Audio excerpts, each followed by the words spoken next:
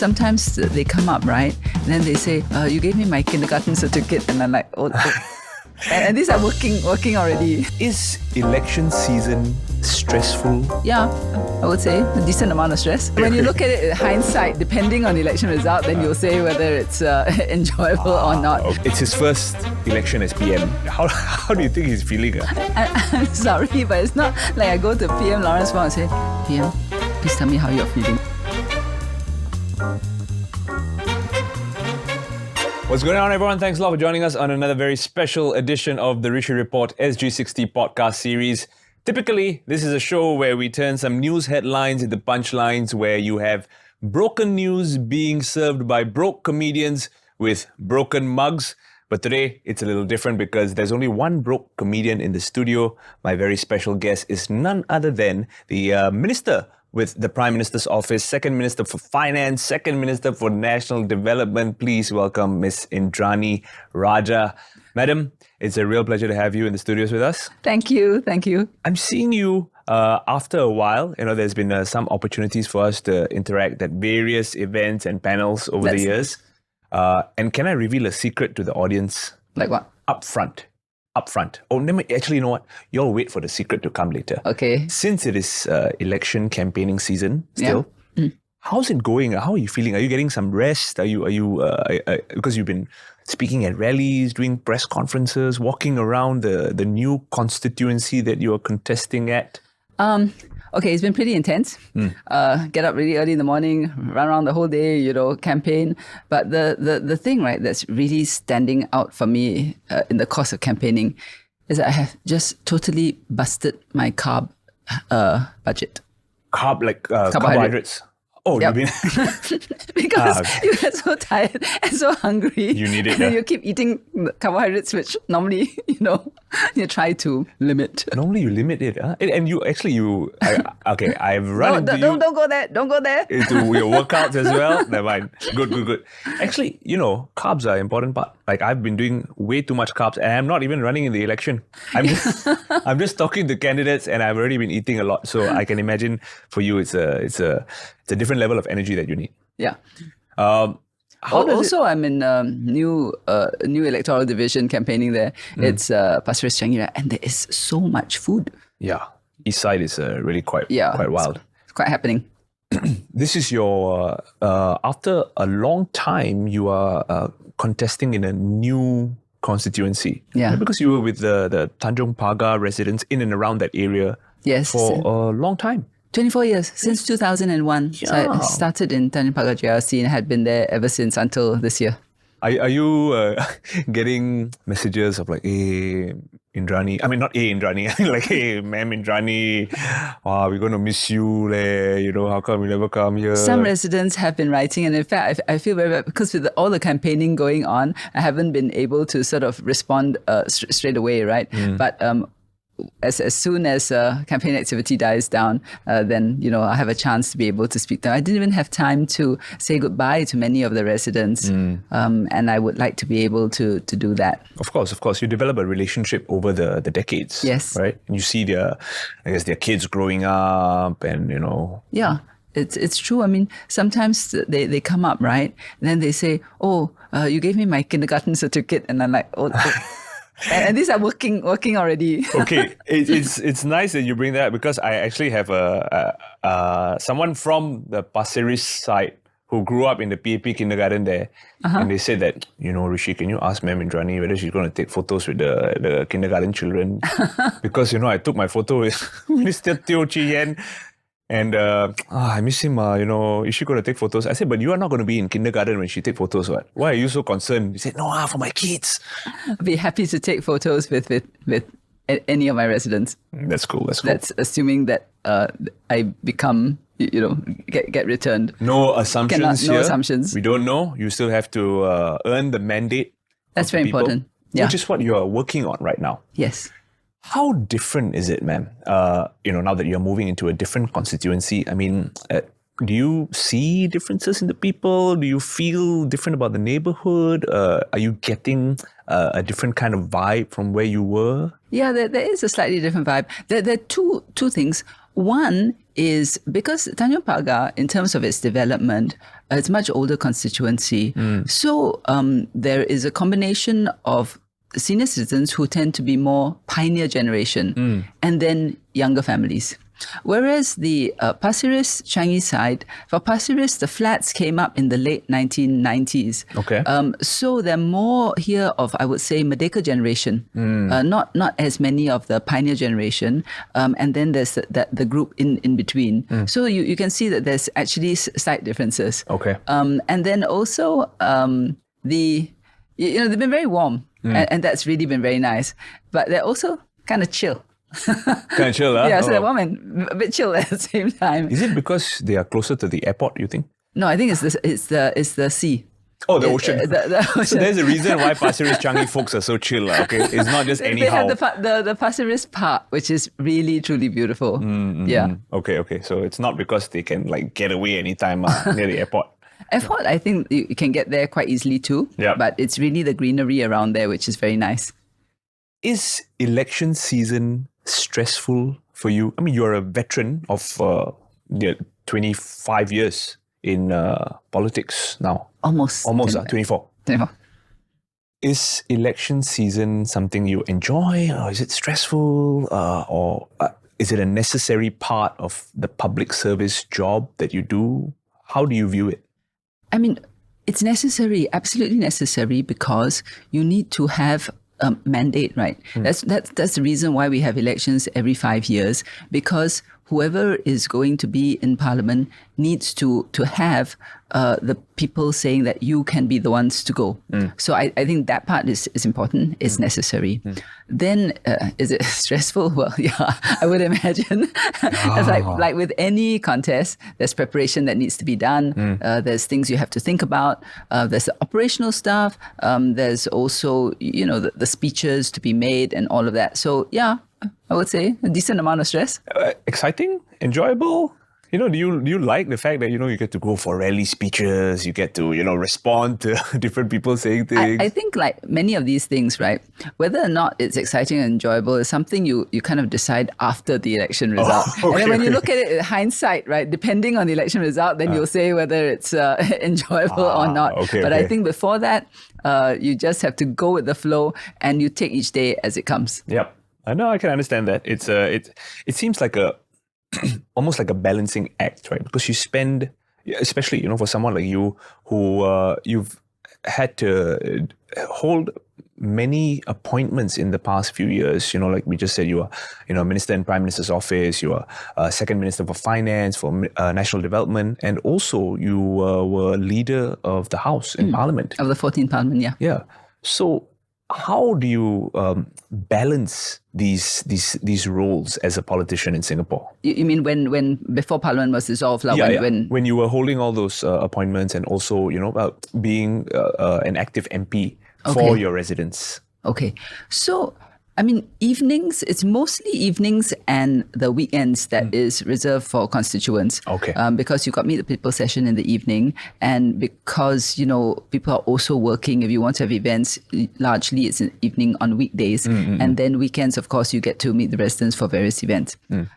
So weekdays will be more of the ministry work. Okay. But honestly speaking, we all work 24/7 now. But it doesn't stop, right? You go home and the emails come in and you have to turn those around. It sounds like pretty non-stop, man.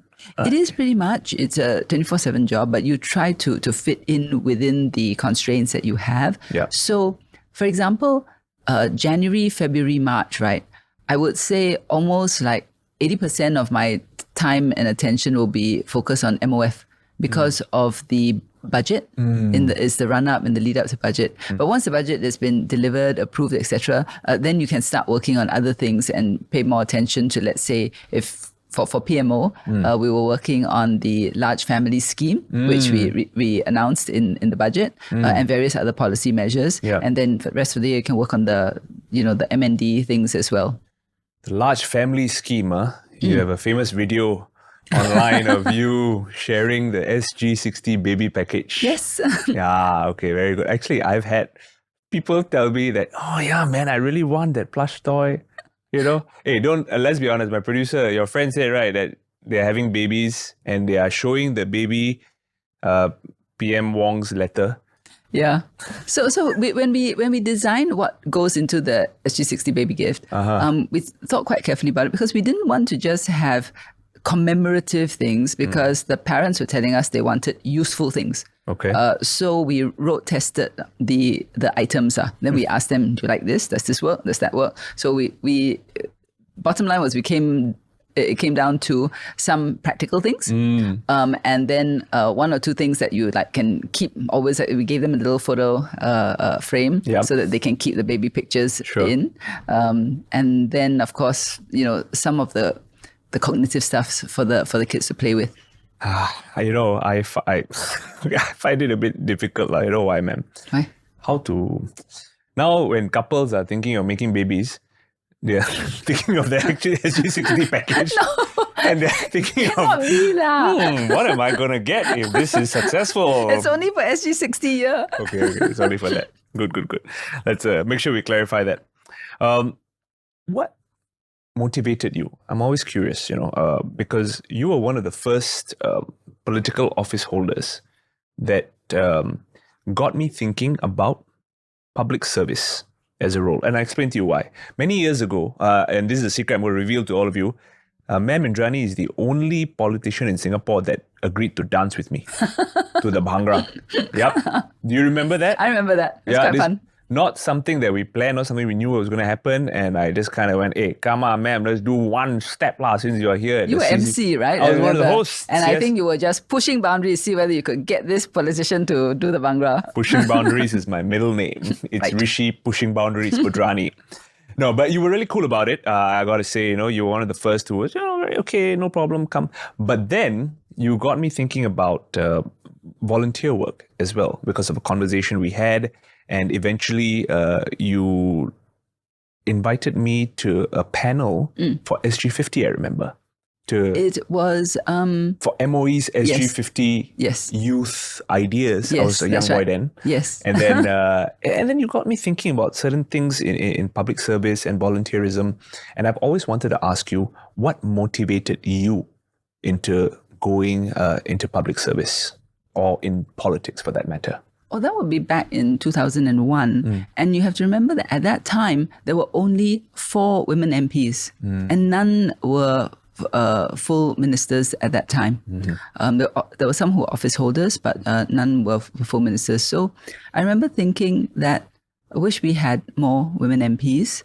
I wasn't even at that time thinking about, office holder positions, but it really was, I thought it would be good to have more women representation in Parliament. But I wasn't actually thinking about doing it. It was purely accidental, like many of the things that happened in my life.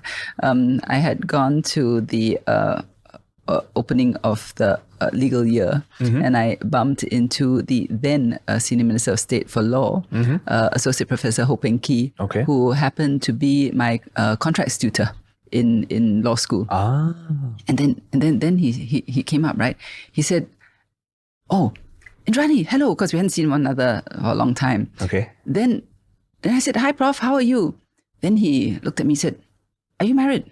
And I said, "No." Then he said, "Good." Then he went off. What? Whoa. Okay. So I was like, okay. Why did he say that?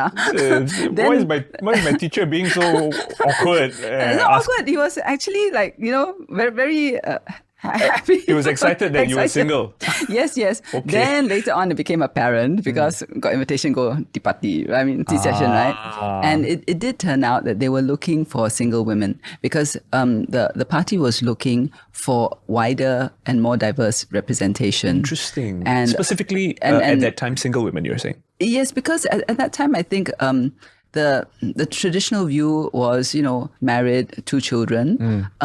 Then it became clear that our population profile was changing, and they did want a more representative profile. So the year that I became an MP, there were actually there were more women candidates from PAP than had ever been before. And I think the 3 of us, there was Irene, Penny and myself were the three single ones, and then the others were married or had children. So I think the party was really looking for a diverse slate. Do you ever look back on the decision and the trajectory that you have now, 24 years later? Did you expect how it would turn out when you first were asked this question about are you single by your former contracts tutor? It was very funny, I have to say. Yeah, it sounds like because I only worked it out subsequently why he asked that. And no, it's not a trajectory I actually ever expected. But because I was asked, I thought, yeah, why not? Because we didn't have that many women in Parliament at that time, and I felt that it was important to be able to speak up and be a voice for women. Do you think that that attitude has changed now in terms of women being represented in Parliament today? We have many more, and they are vocal, they contribute, they come up with really good ideas. So I'm glad that we've seen more women in Parliament. How would you attract more females generally in politics, in Parliament, in the party, wherever you feel that they can contribute the most? Well, I would say that the first thing is not that you bring them in just because they're women. Of course. That shouldn't be the case, right? It should really be substantively what they're able to contribute, their experience, their skill sets. And you also want them to have different backgrounds, different experiences, so that they can contribute in Parliament. And I think that that's important. So it's really looking at the value of what they can bring, the points they can raise, the ideas that they can share. And importantly, of course, representing the ground, representing the people that they meet and interact with, and just knowing what's on people's minds and what's important to Singaporeans. If you don't mind, ma'am, we're going to change things up a little bit. Okay. So how I like to approach our show is that every guest that comes on, we try to show them something from the news or something from history. I'm going to show you the image of a world leader that I'm guessing you will know. Okay. And then you can give me the first word that comes to mind when you see this person. Okay. And it'll be linked to our discussion. Don't worry. I won't show you my father's face suddenly and you're like, this guy, no need lah. No. Okay, come. Where do I look? There. We got a screen here. First, do we recognize yes. this person? You can verbalize it for our audio audience. I think strong. Strong. Yeah. Okay. Strong. That's Margaret Thatcher, by the way, those of you who are listening in. Margaret Thatcher, one of the prominent female leaders of the United Kingdom. Yeah, I mean, she marked, or she was from a certain era. This was the Thatcher and the Reagan era, which was an era that I think there was a lot of growth on both sides, US as well as UK. I think if you look, even today, when you look at some of her videos, there's a certain clarity in the way she articulates things. But she never forgot her roots, because I think when she came in, I can't remember one of her speeches, she said that she was a grocer's, either a grocer's daughter, or she had been, her father was in business. Right. And she knew the value of goods, she knew the value of hard work, and she basically built her work ethic and her work ethos around that. Is there any prominent leaders that you look up to when you approach your work? No. I think what I do is I tend to look at a range of leaders and look at what they did that worked, and importantly, what they did that didn't. And then the question is, in our context here in Singapore, what works, what doesn't? And also the sentiments, what people need, what people want, people's hopes, fears, aspirations, they differ from country to country. Yep. And I think it's quite important to be very much, in tune with what Singaporeans want. Do you feel that in the 24 years that you've been in politics, things have changed significantly in Singapore, from the sense of not just the leadership, but also the citizens and the people living here and the way we consume and understand the political climate? I think so much has changed.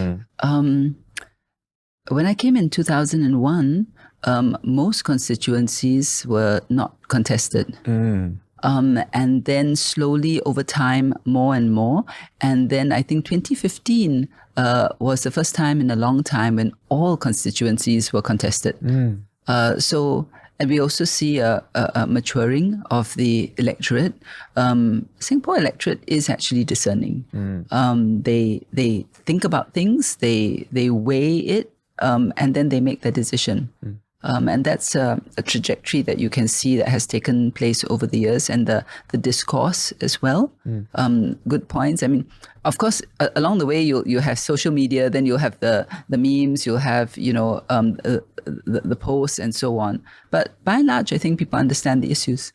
Yeah, no, you're making a very, very interesting point here, because during election season, especially, right? I mean, politicians, I'm guessing, you are under public scrutiny for time eternity, right? But especially during election season, there's a lot of scrutiny. Do you think people sometimes forget that politicians are also human beings? You know what I mean? Like, how do you approach that? I don't know whether it's the comments that you read, or whether it's, people texting you things, whether they agree or disagree with you.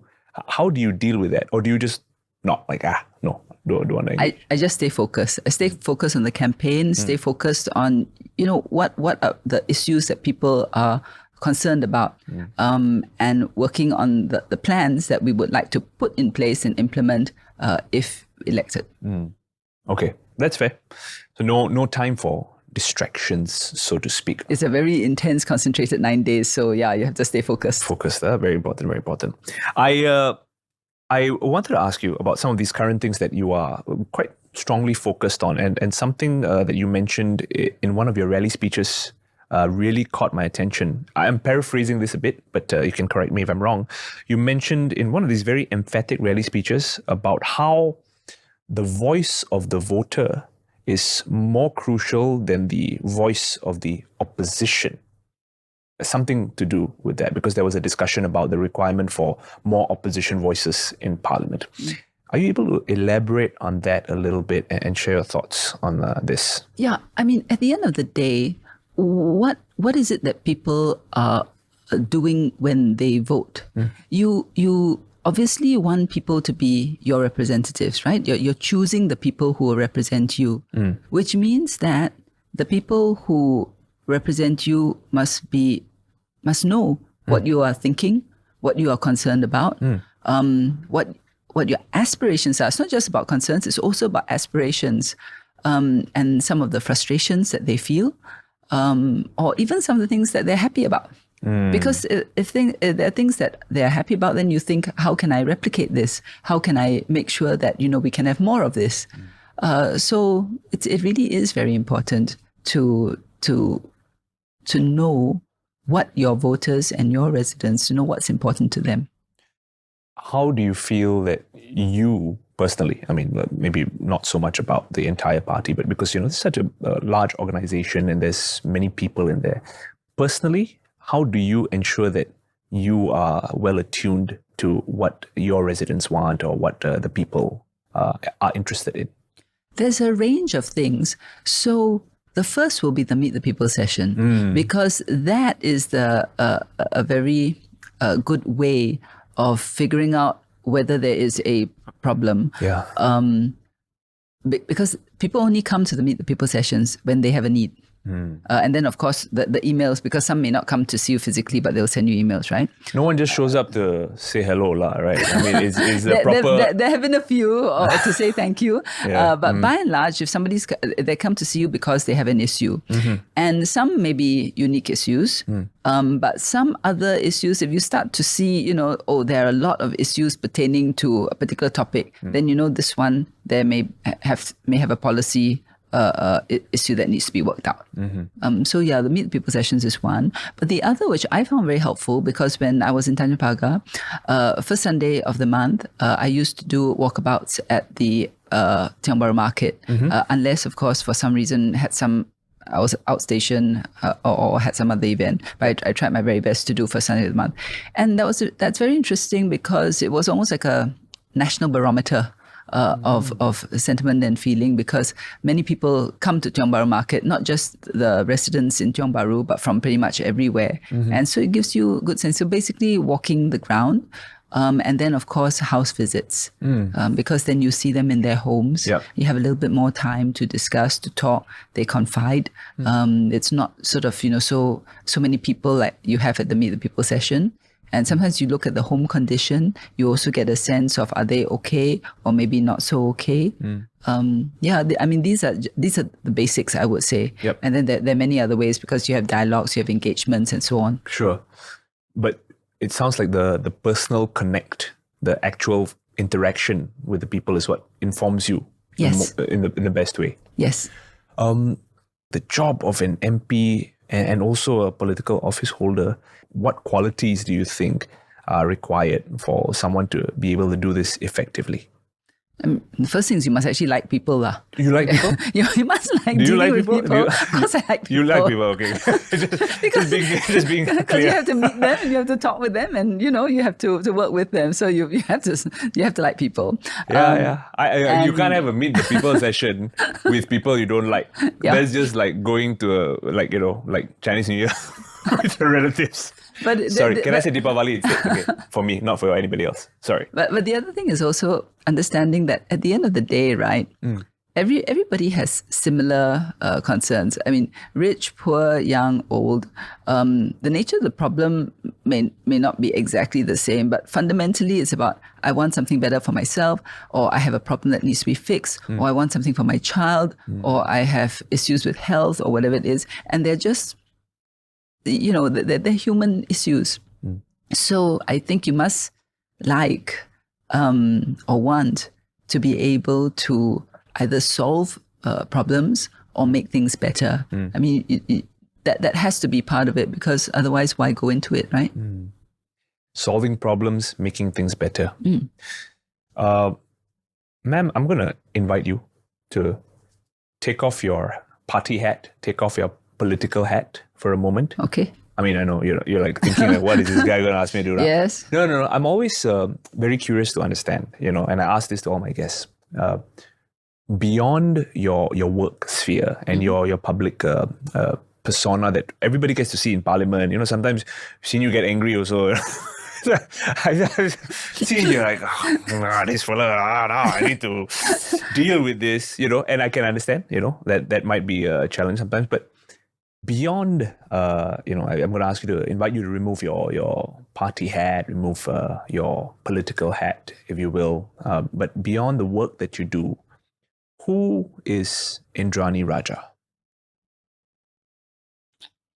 I guess if I had to describe myself, which is, I think, essentially what you're asking, I guess I'm the sort of person who, if you have a problem or an issue and you come to me, I'll try and help you to solve it or to fix it. Or if you asked for advice, I would certainly give it. Of course, sometimes I give advice that people may not necessarily want. So my teammates, we talked about the carb budget, right? So I keep telling them, you got to eat vegetables now. Eat green vegetables. And then I get this look. You mean you're telling your team to eat clean while you are having all the the nice buns and all that? They're having lots of carbs too, but I'm saying in the middle of your carbs, please have some green vegetables. Then I get this look, right? Like, hey ma'am, Donna, you're working so hard. Let us get some sugar in our bodies.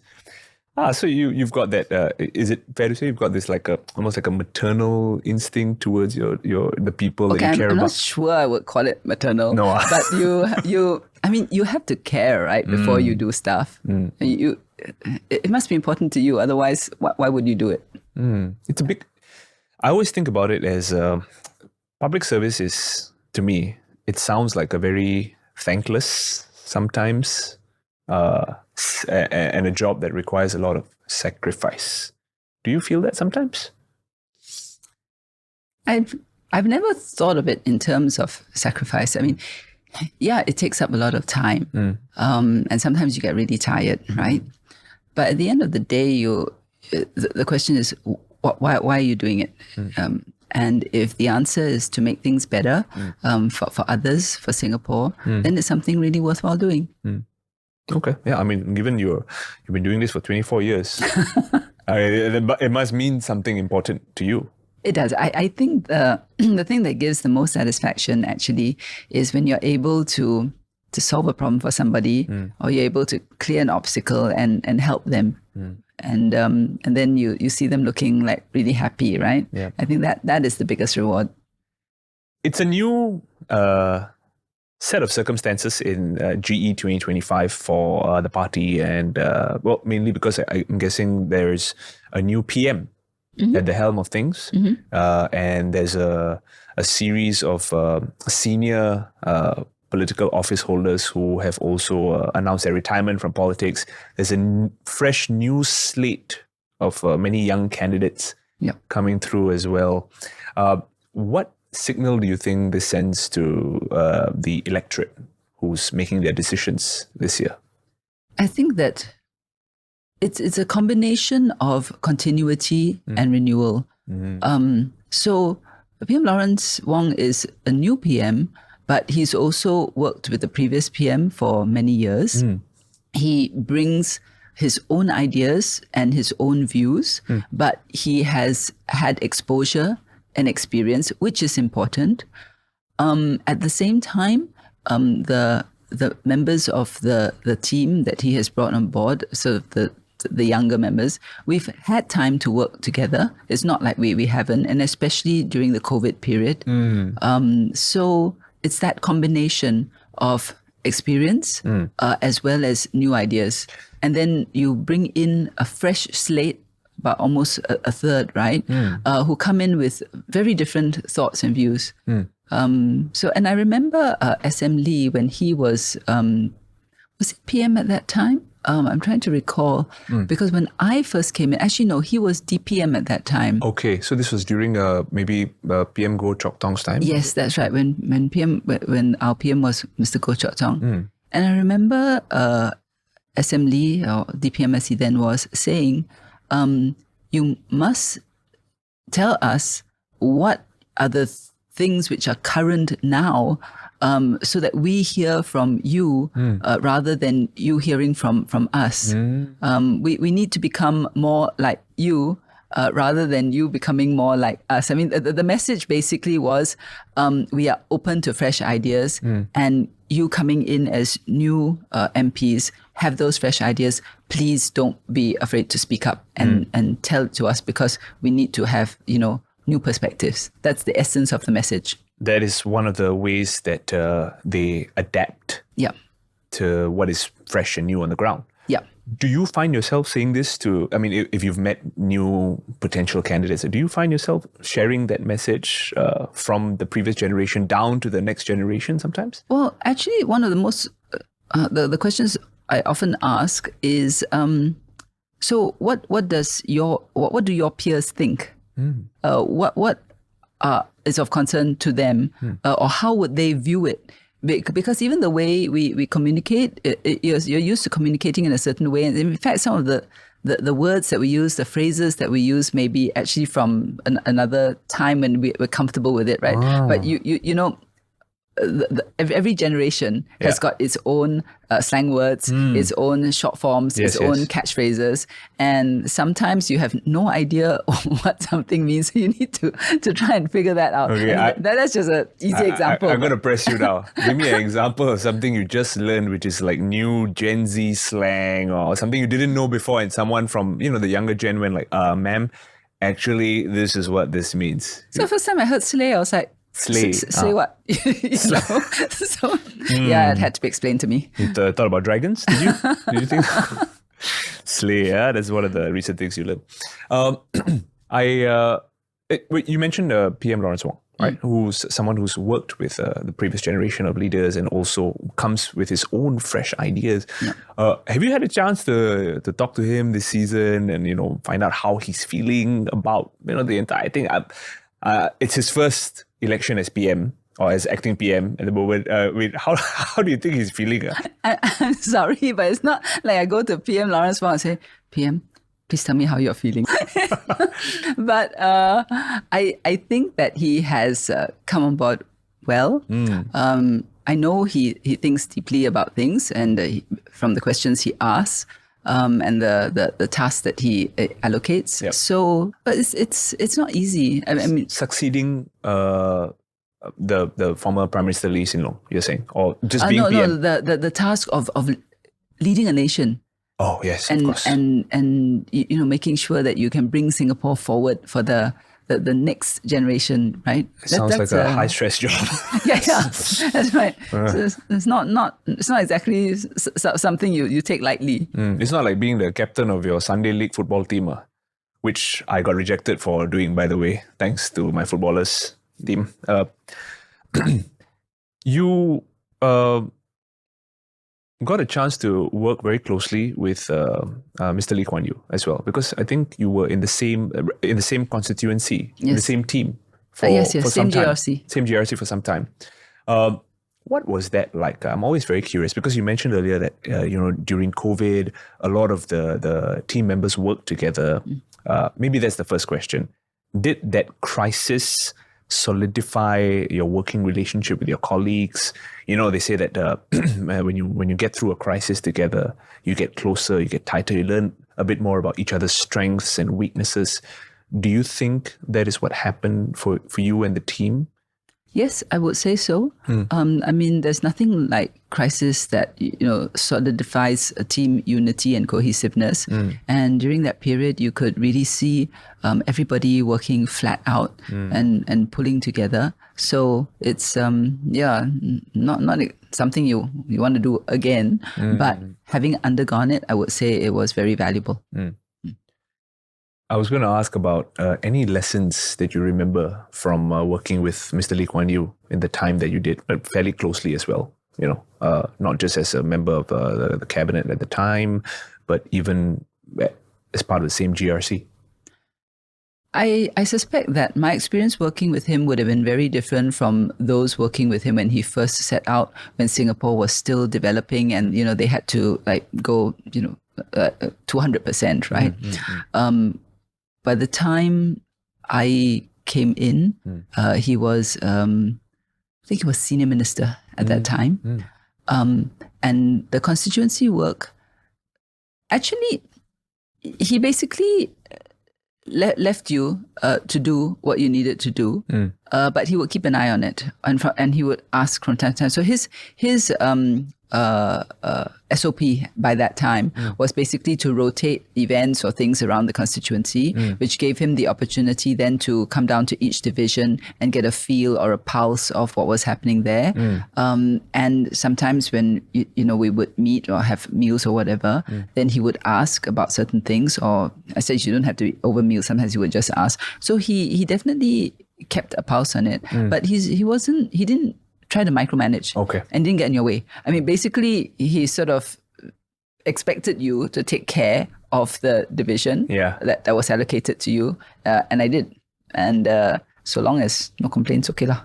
Yeah, I was going to ask, were you sometimes a little, I don't know, scared, alamak, Mr. Lee is going to ask me this, and I better make sure I have my stuff in order. And I'll tell you why, because there was a conversation that I once heard, I'm going to quote, I think it was Mr. Kishore Mahbubani, who mentioned in an interview that Mr. LKY had a way of working that was very thorough. And he would say that, you check, you double check, you triple check, and once you're absolutely sure, you check again.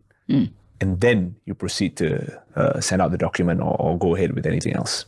Right. So he had stepped down from cabinet by the time I became an office holder. So I never did any policy work with him. Most of my interactions with him were as an MP and at a constituency level. So I wouldn't have had to do quite that, but he would ask, for example, what's the plan for this, and how is it being carried out? So he would want to know. But obviously, if you worked on it and you know your stuff, then there isn't a need to be too stressed about it, because he never asked anything that wasn't a fair question. You didn't get the sense that he was grilling you just to try and catch you out. Right. Yeah. Oh, He just wanted to know. Yeah. So. You, as you mentioned at the time when you came into Parliament, you were one of the very few women who were being represented. No. Oh, sorry, when you came into... my batch, we had, I think, 10 women, if I'm not mistaken. We were the largest batch ever. At the time? Yes, because before we came in 2001, there were only 4. Right. Did you ever feel outnumbered because of the gender disparity? And I'll give you an example of why I asked this. Okay, I promised you that I would share an example from the comedy community. Like my wife is a stand-up comedian as well. And female stand-up comedians, not just in Singapore, but regionally and globally, are very rare. And sometimes she has to make me, as a male comedian, aware of blind spots that we sometimes don't see. So I don't know if that experience sometimes translates into this world as well in politics.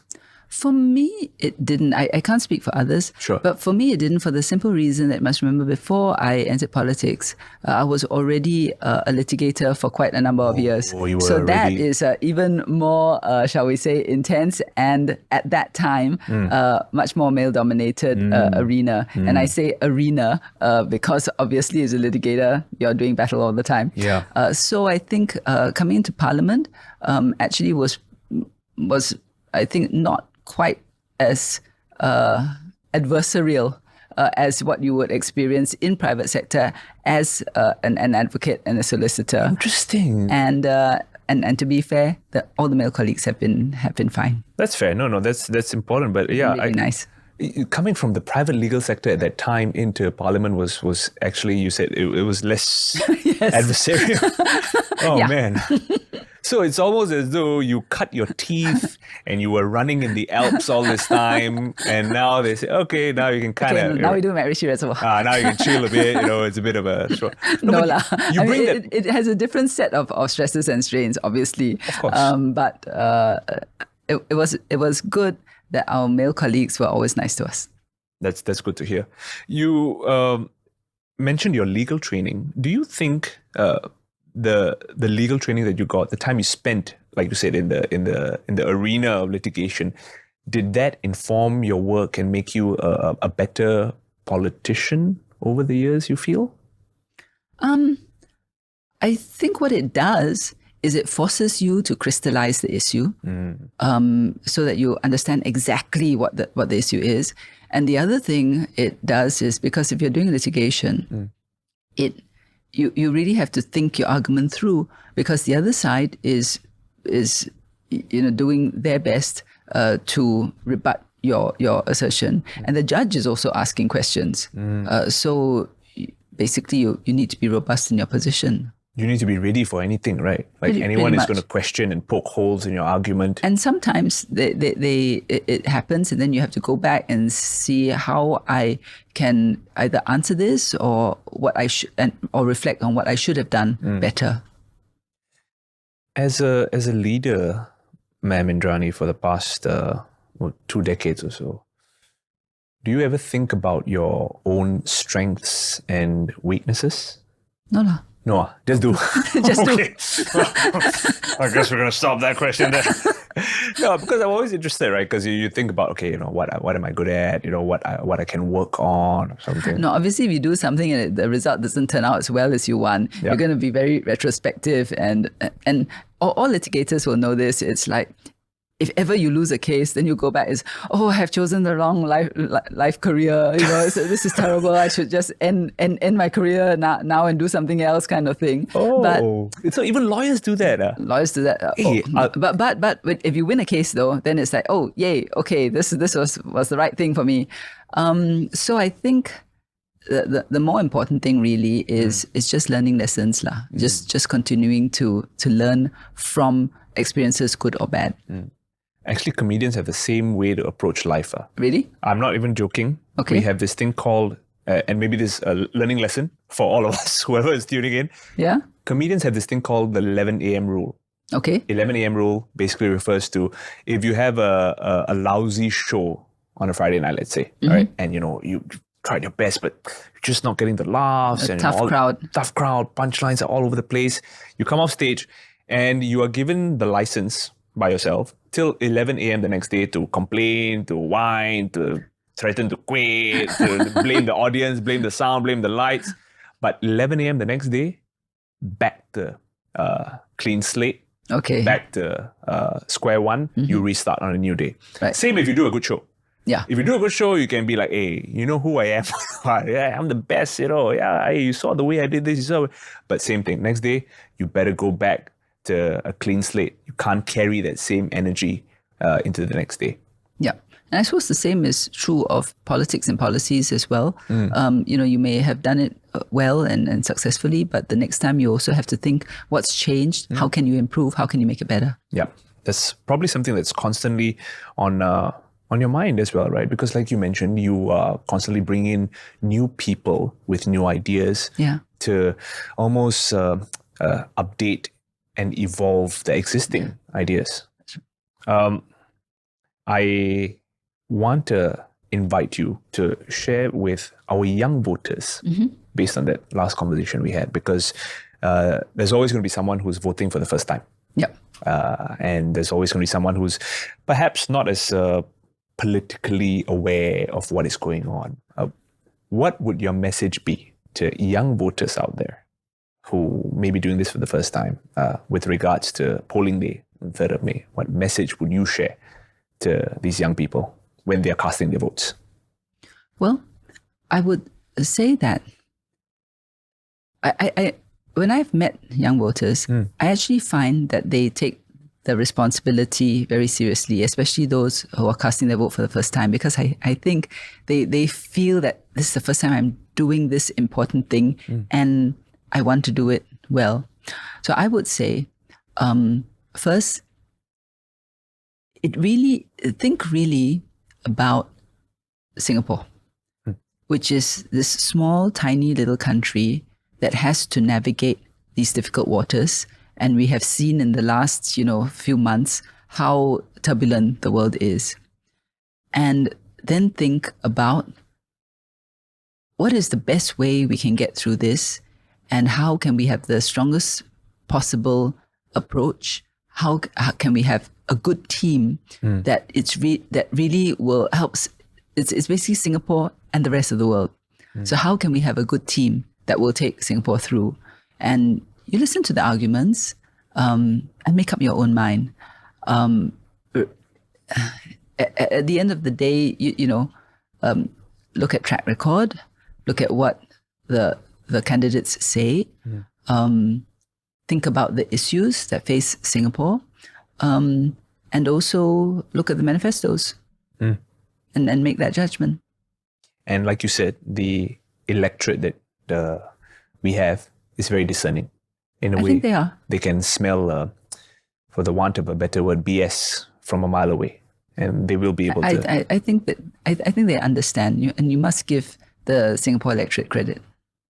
Thank you for sharing. I appreciate you making time, despite the crazy schedule and despite you eating carbs. You're still here in the Rishi Report studios, and I wish you all the best for the campaign and what's left of it. And hopefully we'll see you in the studios again. Okay, thank you very much. Thanks for having me, Rishi. Thank you very much. Folks, that was Ms Indranee Rajah, who will be contesting in the Pasir Changi GRC these elections. You know the drill, 3rd of May polling day. Go out there and exercise your right to vote. If you've enjoyed this episode, join us next time on the Rishi Report SG60 podcast series. Thank you for watching. We'll see you very soon.